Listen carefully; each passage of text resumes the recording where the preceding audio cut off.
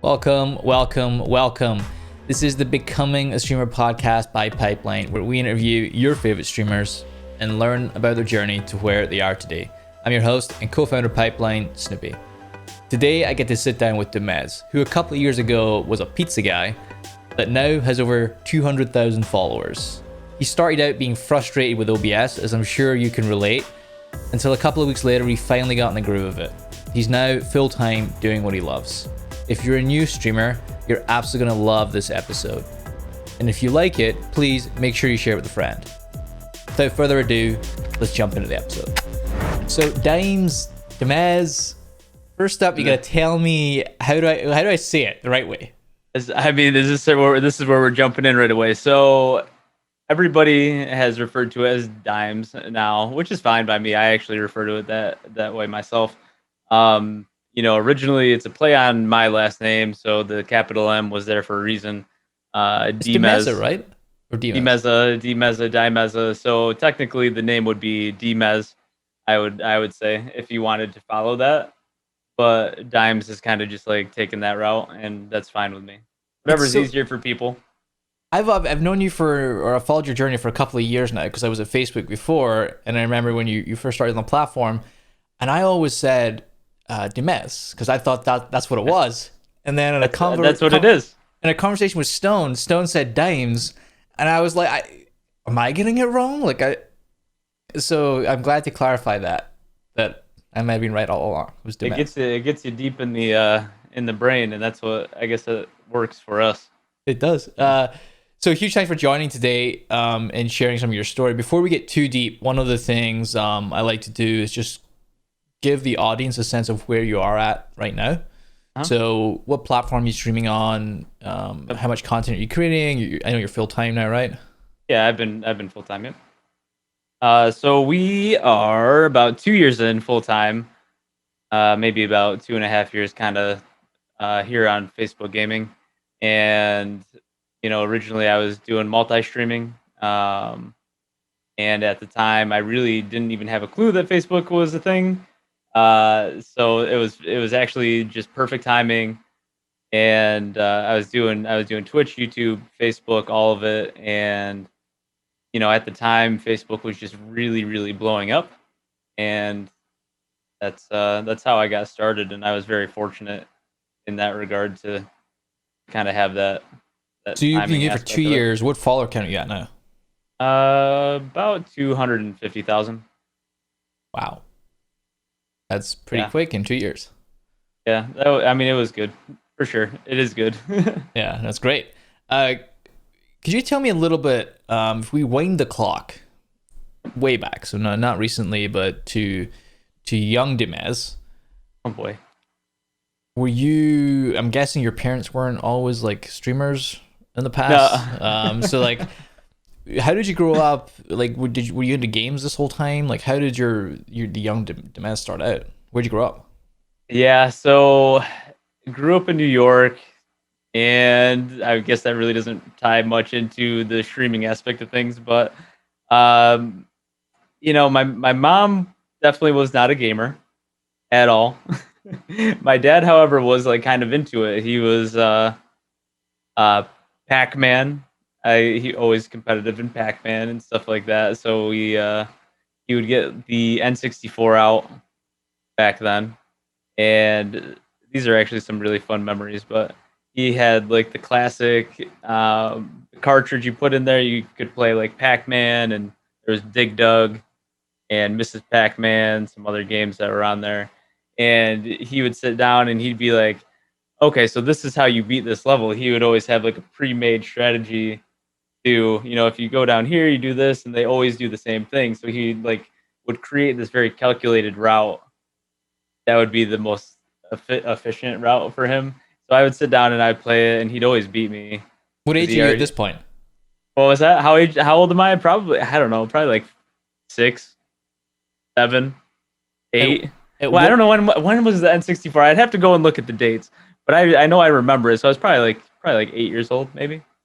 At what point? Because it's kind of relatable to my story when I was younger. At what point did you get better than him, or did you ever get better than him? I know I got better than him. Yeah. but it was I wasn't consistent with it, and I would beat him here and there. Eventually, I'm not sure exactly how old I was, still pretty young. Um, but I was always really competitive too, so you never know if they like kind of take it easy on you a little bit. But yeah, he taught me all those strategies, and I just kind of picked them up, and I'd get there every once in a while. Did that spur your enthusiasm for gaming? Like, did you I've go into I, I've console always or? loved it, man. I've always loved it. Like that was definitely part of it. And then there was like Mario 64, very immersive game for back then. Like very deep, honestly, for a game of that age. Mario 64 was awesome. Um, and then after the N64, there was like the Xbox for a little bit, but World of Warcraft was like the next one that I just dove in full in, and that's when I knew I was like, I either have a problem or I need to figure out like a way to make this my job eventually. I think that was But like pretty much every single WoW player. Um, yeah, I think too many fell in the former and not the latter. yeah, it was. It's I mean timing and just putting yourself out there, but yeah, it's an interesting journey, that's for sure. When did you go to school? Yeah, so I finished high school, and that was right around the time that I was fully immersed in World of Warcraft as well. So grades were spotty at times, I would say. I don't think you're alone there. A B's and C's. Sometimes I would show up, and sometimes I would sleep in, I guess. Um, it was not a good spot. So that's something to take note of. You should do this in a healthy way. That's I suggest that for anybody, even when you're full time streaming, you should also take breaks. Um, I don't. Sometimes I don't take my own advice, but yeah. So I got through high school. That was fun. Not really. And then college came along. I went to a community college. First time I ended up dropping out. Really wasn't my thing. Went back. I was doing a lot more with like psychology and business, and also a little bit of math. I like statistics. I didn't like the really deep math, like physics and whatnot. But um, so I was going for psychology and business as like primary studies, and that was really interesting for me. I ended up dropping out for the second time because I got diagnosed with testicular cancer. That was when I was 19. So I ended up dropping out for a second time in that situation, but that was like kind of out of my control. And that was also around the time where when I was going through chemotherapy and stuff, I played a heck of a lot of Blackout 2. Blackout 2? No, Black Ops 2. Black Ops 2. And I spent a lot of time uh, playing with my friends. Like I couldn't really go out. I was always pretty tired and stuff, so spent a lot of time just like still hanging out with them. A little bit safer, like with your immune system and stuff, to be in your house. But I still got to engage with my friends and still talk and have fun. So that was a really nice memory as well from just the gaming aspect of stuff. My dad had cancer as well when I was 19 when he had it. And actually gaming became a big outlet for me as well.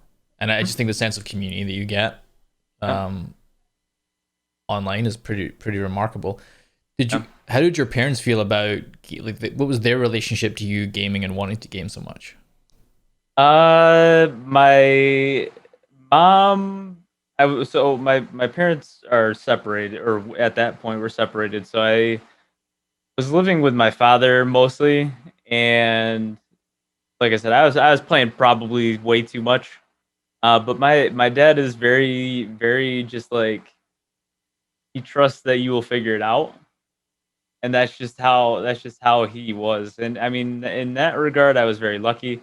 There were conversations around like, hey, you should get your hair cut, because like I would just like let my hair grow out and like not care because I'm just like fixated on trying to get good. Um, but there are conversations around that, or like maybe you should try this, or maybe you should do this, or whatever. But he was never really hard on me for it, and he really, I mean, surprisingly, just let the process play itself out, which I would imagine isn't always the case at all for a lot of people.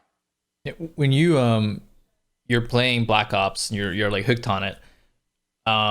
Did you get a job before like how did you gravitate towards streaming?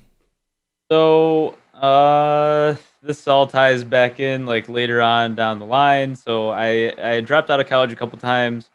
One of them when I was sick there. I went back, I finished that up, and during basically the entire process of like high school, getting done with high school, doing the college route, and then even afterwards, I was delivering pizzas that whole time for like 8 years.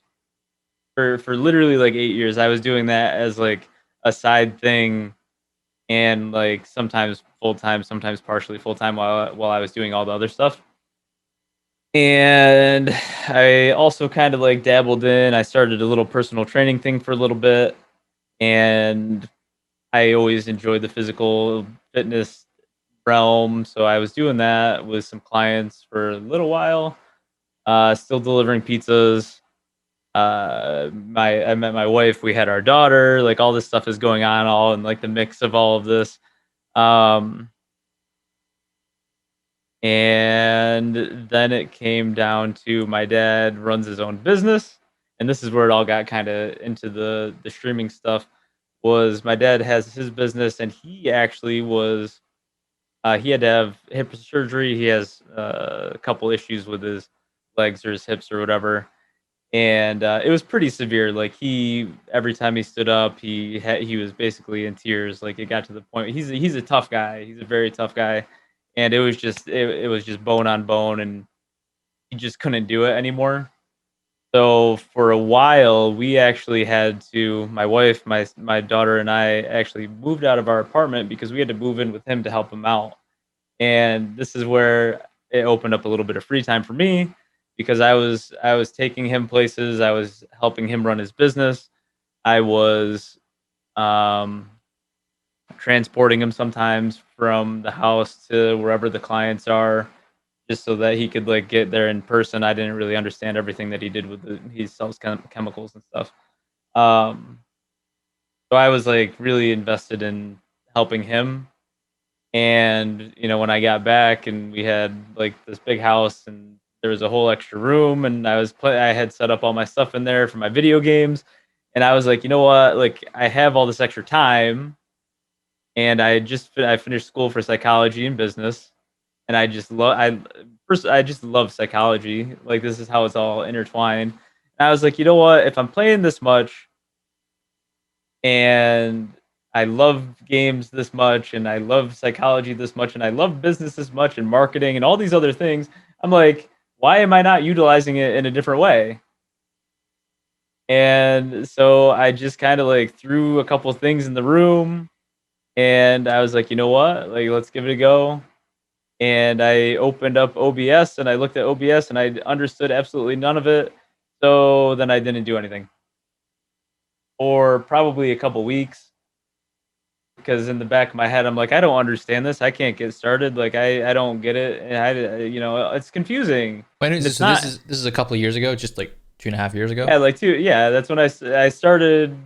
Like I started for like a week on Twitch before I started on Facebook. So it was like January 2018, and I had no idea about OBS or streaming or anything like that. And I just told myself, you got to learn it.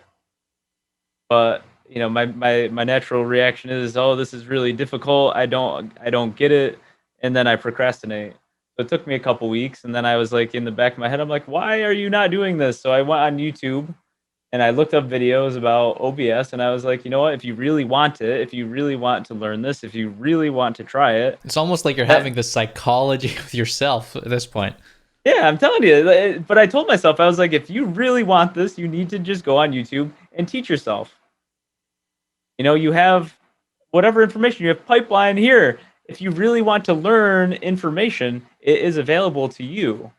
And if you want deeper insight into the mind of someone that's been doing it, then there's resources available for that too, right? But you have to What ask did yourself your if you really want it.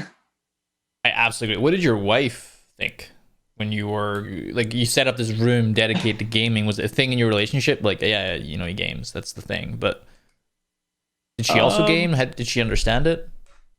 she's not really a gamer. I don't know. I'd have to bring her in here.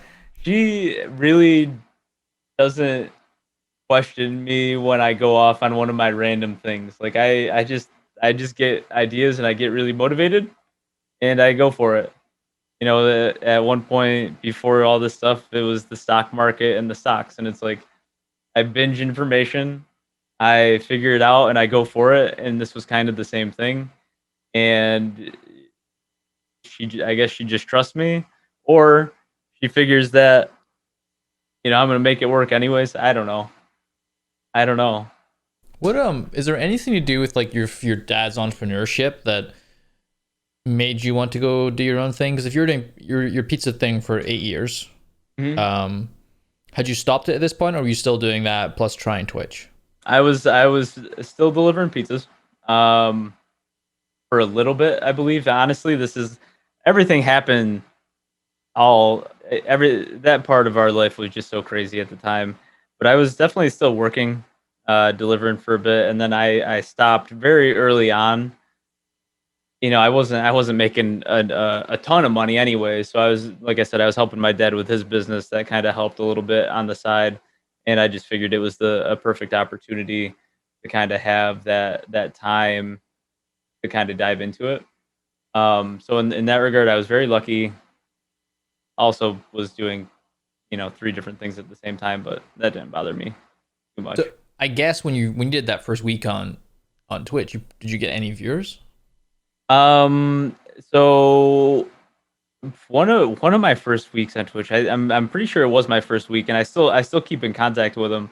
I got rated by Space Lion, and Space Lion at that point was best known because he got like some crazy donation from Mr. Beast, and he was streaming Fortnite at the time, and Mr. Beast donated him like 10 grand, right, or 30 grand or whatever. You know how he is. And so that's where a lot of people had known him from. And then I got rated by him. We won the first game, and then I started talking to him. It was like my birthday, like shortly thereafter. So I played with Space Lion the day before he joined Phase, and it just like I don't know. I think the universe just kind of aligned for me in like so many different ways for at the beginning. So you So did. So you did get viewers right away. no, me personally, no. It was mostly like my friends, but like all this happened like very, very kind of quickly. You had. I guess you Um, had some clout.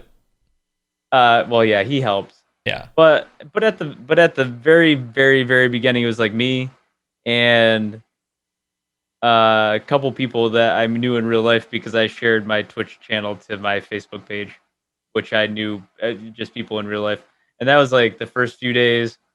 And then we got a raid, and then after that, it was probably like 15 people for a while, which was good. That was good for a few days.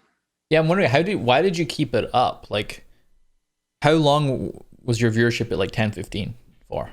Um, this is where week number two, right? Week number two, I started Restream.io, or I mean, I don't know if there's other companies that do it, but week number two, I started Restream.io, and I was doing Twitch and YouTube and Facebook, all three of them, and that was very difficult because the chat and everything is all sorts of crazy. Um, Something to take note of as well, at least in my mind at this point, was I was already looking at streaming like it is an investment, and I will credit this from the very beginning as one of the reasons that everything kind of happened quicker or more quickly. So when you're looking at Restream.io, and I'm not really promoting that as an individual thing, it could be whatever you can use currently. I don't know what other options are available, but to use Facebook was $15 or $15 a month or something. You had to pay. The other ones were free. Twitch was free, YouTube was free, but Facebook was $15, I right? think it's still the same actually. And it may be the same currently. But some people are going to look at that $15 and say, I'm not going to spend $15 to do this. Why would I do that? The other ones are free. That's easy. But that $15 was the start of everything that changed. It changed everything. That $15 that I was saying in my head, this is an investment, was what allowed me to be full time for the last 2.5 years.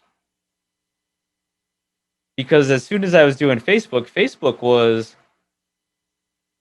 just a marketing and networking explosion. You had and this is something that is so unique to the platform, and something that I utilized and leaned on heavily, was the Facebook groups that are already designed for whatever the creator creates them for. They had I was playing Fortnite primarily, so I was looking at groups on Facebook that had 10,000, 15,000, 100,000 people in them already, that you knew were in those groups because they enjoyed that specific game.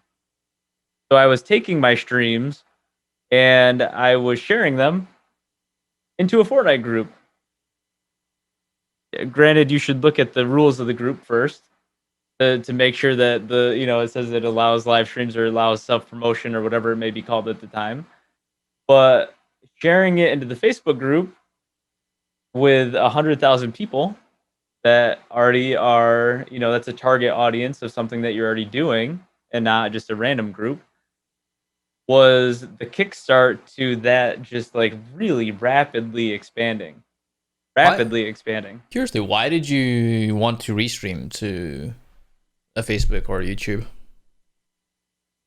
I just thought that, at that point, I thought it would be a good option to do different audiences. I didn't really know at that point, I didn't have a whole pamphlet of information or analytics saying, like, now I do that, how much market share Twitch has or did have at that time, versus YouTube versus Facebook versus Mixer. I don't know if Mixer was around yet, but I didn't like do all that analysis. I was just like, if there's more people and more reach, and I'm only having a few people over on Twitch, I was like, why wouldn't I try this? Why wouldn't I? And the only answer is that, you can't have your attention on multiple things at once. I mean, that's the only answer for me that would have stopped me, is that I couldn't give one chat my entire attention, What because what that's the what sorry. time were you investing at this point into streaming? I don't know. It's all a blur. I'd have to like really go back, but I'd say if I sat down to stream, I'd say probably 2-3 hours at a time. So how much a week roughly? I'm just like trying to juggle between, because a lot of people were probably in your shoes where they had like a job or something they were doing. Hmm. In that first few weeks or first couple of months, I'm guessing you were splitting the job plus Yeah, stream. yeah. But then again, it turned into like nighttime stuff, and you don't always want to sacrifice sleep or anything like that. But it's like, okay, my daughter's asleep, my wife's asleep, everything's done for the day. If I put in another 2-3 hours tonight and I lose out on a little bit of sleep, to me that was worth it. Again, I'm not encouraging someone to burn themselves out. You don't want to do that. But I was probably doing, probably 15, 20 hours. But I was also only working, part time, to maybe a little bit more than part time, 20, 30 hours on the side as well. And then obviously being a father and doing that stuff and helping out around the house with my father and bringing him to his appointments or bringing him somewhere else. So time is time is I try to maximize it to wherever I could. When you when you started seeing things, taking off a little bit on Facebook, at what point did you go like, holy, like like, and when was that moment? When did you get that like first big break? Um, the first big break was honestly the big break. The big break was when Josh sent me a message on my in my chat, of all places. That was the big break that kind of set off everything else. For those Like, listening, Josh is a partner manager at Facebook, right? yeah, but that is my partner manager still currently. to this day from Facebook. So I was streaming on. I was actually restreaming at the time. I remember this very clearly. And my in-game username was Twitch underscore. I think at the time it was JDimes or something like that. And so Josh had messaged me in the thing. He's like, "Hey, I work for Facebook. I'd really like to connect with you." And my initial reaction was, "You're a con artist," or like, there's no way that you work for Facebook," so on and so forth. Like, because I just like, if they work there, like, they could just contact me any way they wanted, couldn't they? They know obviously you're on their platform, but no, he reached out to me literally in my chat, and I did like a whole like investigation on him to make sure that he was legitimately a Facebook He's employee. a real person. Yeah. What? How many months or weeks were you into streaming on Facebook when that happened? I think I was in like uh 2 months in. 2 months in. That's quick. And It is what was your it's viewership? crazy. Um it was better than it is now, I'll tell you. But yeah, it was probably at times it was inconsistent, but it was still pretty high. There were days where it was spiking into the multi thousands, like 1,000, 2,000, 3,000 concurrents. It was just at a point where, and currently some people are doing it with Warzone or other games where it is just going crazy. So the algorithm's popping off, and And I mean, like, obviously, I don't know what controls it, whether you have good engagement for your audience size, and that kind of gives you more of a boost, or your watch time, or whatever it may be. Because no one, I mean, if I understood, I'd be up as number one, but I don't fully understand it. But yeah, it was part of that, and just part of putting in the time and let it take its course, I guess. how long were you doing before you could say, okay, I'm gonna this is like a thing, and you said to your wife, like, I want to go at this thing, I want to do it. Well, it was about the time that I was talking to Josh, and like I said, one of the interesting pieces was I wasn't making a ridiculous amount of money from delivering pizzas. Anyways, it wasn't like it was my full time career. It was just a part time thing. So it wasn't a very hard decision to do that. I think that going up to it, you have to make sure that you are saving money or have already saved money. You need to make sure that you have all that stuff figured out beforehand, and don't just like jump into it saying like, you know, I'll make it work. I'll figure it out. I mean, some people probably could do that, but that's very risky.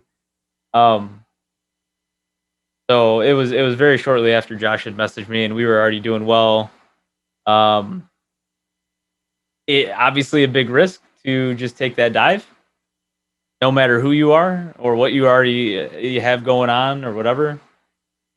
I mean, you got to trust yourself, and have, I would say, at least a couple months of proven proven results or proven consistency before fully committing. Like, but it's up to you, I guess.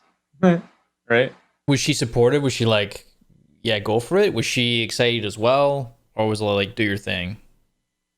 No, yeah, she was. I mean, both of us are just kind of like, wow, this is kind of surreal, like really surreal. At the time, and talking about it now or vocalizing it now, it still doesn't seem real, right? It just doesn't. Um, at that point, with so that was Josh called about the Facebook partnership. I didn't even know that was a thing when I was there. I literally did not know that it was a thing. I believe I was the first NA creator that they brought on that wasn't of like the original. I think they had 40 original creators that came on, and I believe I was the first one that they just were like, "Hey, this person's on Facebook," and he only grew through Facebook, and it was just like a really unique spot to be in. And you know, I am at this point, and my wife will attest to this. It is so surreal. It is so surreal to be able to go from having no following on any platform to just having it be where we are now. It's crazy. It is. Crazy. It's pretty bonkers. I mean, It's several hundred crazy. thousand followers in just a few years is with no previous experience doing it is pretty remarkable. When you got your kind of first paycheck, like substantial paycheck, what was the first thing that you wanted to buy? What is the first thing I wanted to buy? I spent the first few of them upgrading all of my stuff, and I also was doing a little bit of bod stuff. So it was like software.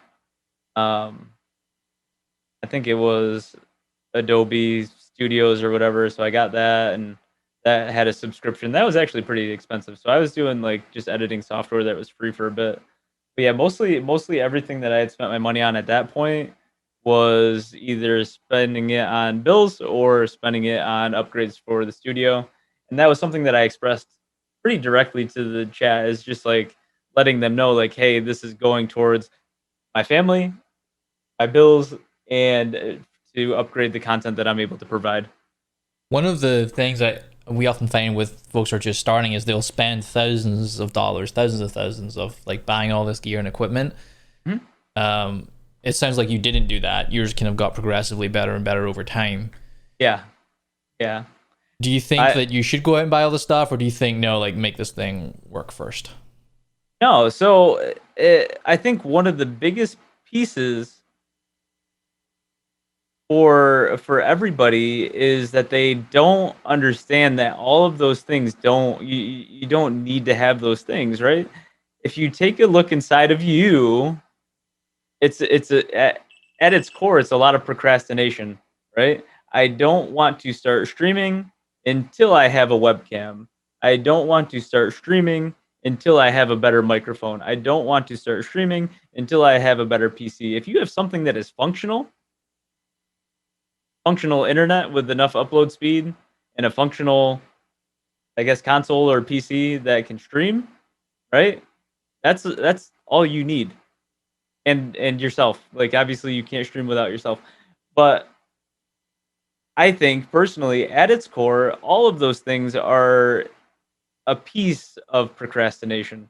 Because, like I said with OBS, as soon as I didn't understand OBS, I was like, "Oh, I'm not gonna do this." And it took me, like I said, 2 or 3 weeks to like come to terms with the fact that like, if I really want to do it, I can't like learn by osmosis. It's not gonna come to me in my sleep. I got to get out there and I got to learn it myself, or I got to look up videos, or I got to talk to somebody that's done it. I need to ask questions. I need to do all those things, or I'm never gonna get it done. And that's it. How have you? I think it touches on this. Is like how have you managed to be so disciplined over the years? um, I think that, well, I'm not really disciplined. I What do you like disciplined as in like I guess what aspect?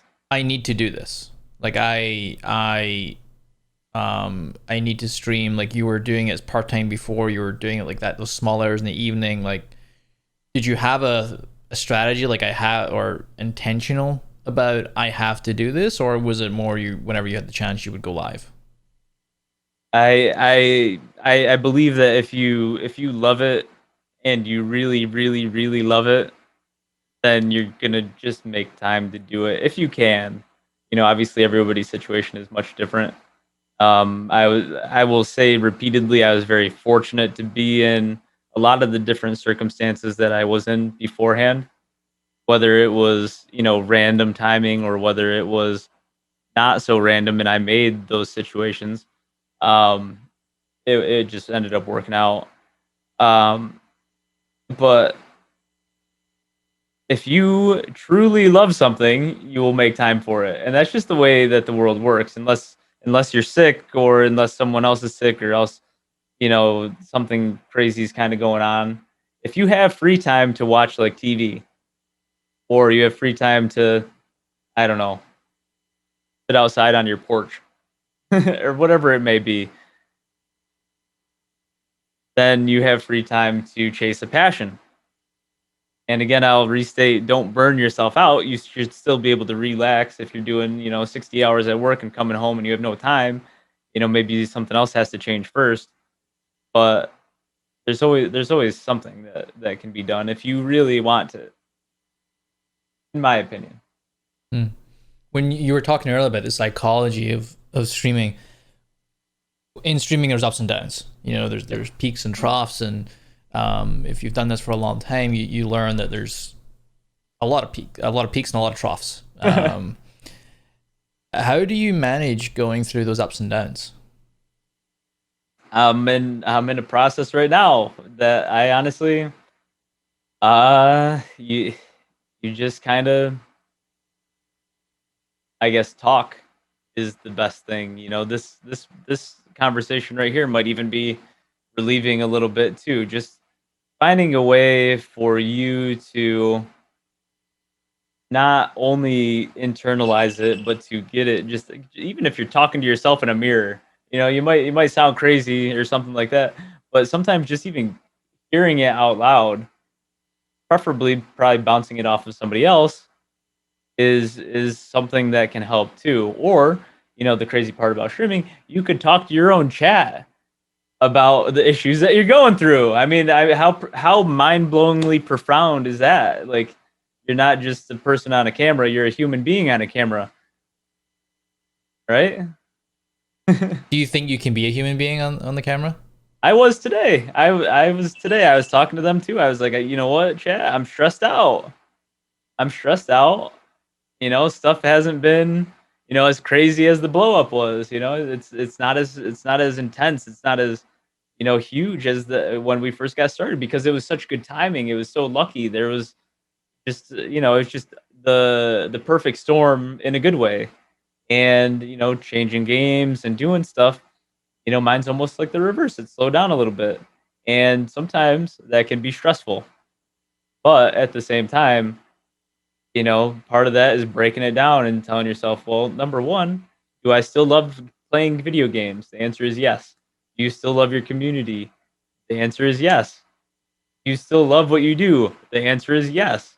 And those things are all great. And then you break down the other side. You're like, well, am I going to be able to afford all the bills? And the answer, you have to break that down. Is it a yes or a no? And you have to go down all the logistics and be like, okay, like everything is fine. Life is good. Our family's healthy. I'm fine. Everything's good. Like this too shall pass. This will get better. And and again, this comes down to what I say to myself. If you love the game that you're playing and you're passionate about what you're doing, then I will make this work.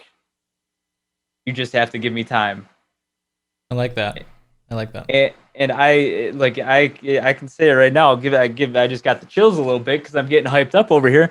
But seriously, if I love it enough, even if the audience isn't there right now, I will make this work. And I have that faith in myself.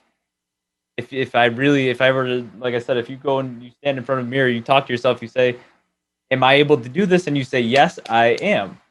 I mean, you're giving me chills just saying this out loud right now. I mean, it's very evident you're going to make it work. And that's all there is to it. Right now it might not be working, but give it a couple months and we'll see. I love that. Well, it was fascinating to learn more about your journey to where you're today. Is there anything, over the last 2 and a bit years that you wish you would have told yourself back in the beginning? That I wish I would have told myself in the beginning. I will say, and this is something that's actually the reverse of what you're saying, and maybe I'll follow it up with the actual question.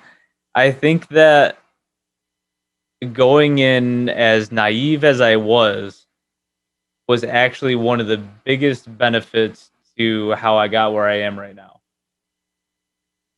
Again, this ties into procrastination with sometimes, and I find myself currently doing this with other things. Sometimes you spend so much time trying to figure out the best way to do this, the best way to do that, the best way to do anything, When realistically, when you're new, when you're a novice, you just have to do it. Like, you could do it and do it wrong, and you're still learning more than just watching, right? So as long as you can get on OBS and you can get everything situated, like, I'm not talking about that side of things, but once you're live, you don't have to like learn how to hold a conversation. You just do it. Like, that's just who you are. You kind of like, yes, you're probably gonna mess up. Yes, you probably won't read a ton of comments, or yes, you're probably gonna get fixated on the game for a little bit. But just the fact that you're like out there doing it is better than not doing it at all. Like, waiting. You don't need a webcam. You don't need to wait for the webcam before you get started. That's just not how it works in my mind. I like that. So I think, again, like, the me going into it being so naive, so uninformed on that subject actually was a benefit, because I didn't go in with expectations. And I guess to follow the rest of that up with some word of advice that I would give myself back then, is to just be as present as possible with the people within the community. Because I was decent at it, but this is something that you can always remind yourself of, even today. You have to remind yourself of this all the time. Something that is more meaningful than being the number one player in the world, because you don't have to be the number one player in the world to make it work, is to try your best to have meaningful conversations and just remember little things about people.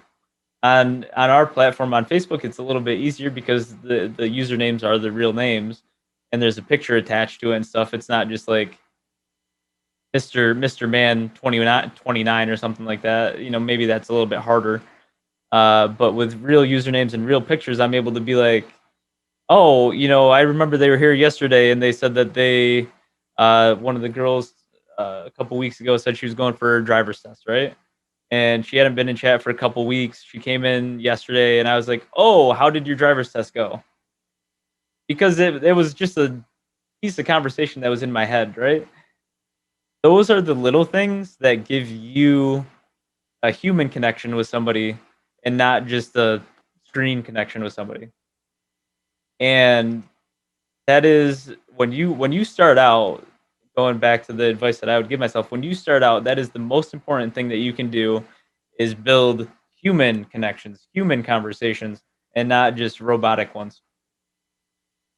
That's great advice. It's true whether you're big or you're small. And true with viewers and peers. And peers. Yeah. It was great to have you on, DiMez. I'm gonna make sure I never go back to Dimes anymore. Now that You I can know. say whatever one you want. It doesn't matter. Where can people find you if they're looking for you after the podcast? On Facebook is Dimes Gaming, DiMez Gaming. On Instagram, it's DiMez Gaming. On Twitter, it's Dimes Gaming, I think FB, just because I didn't have the username. That's Cool. about it. Well, thanks, man. I appreciate you taking time. Thank you. I appreciate you for letting me come on here.